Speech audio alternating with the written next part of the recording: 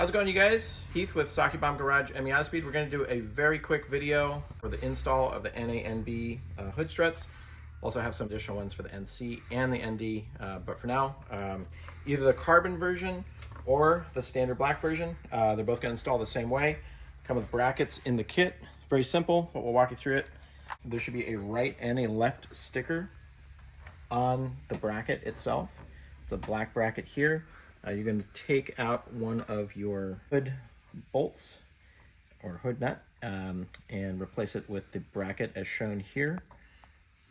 So just to be clear, the right side is on the passenger side of the car and the ball socket will face outwards.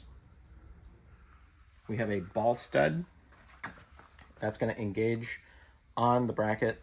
You can see that there's a threaded portion. You're going to want to thread that in before you click that in.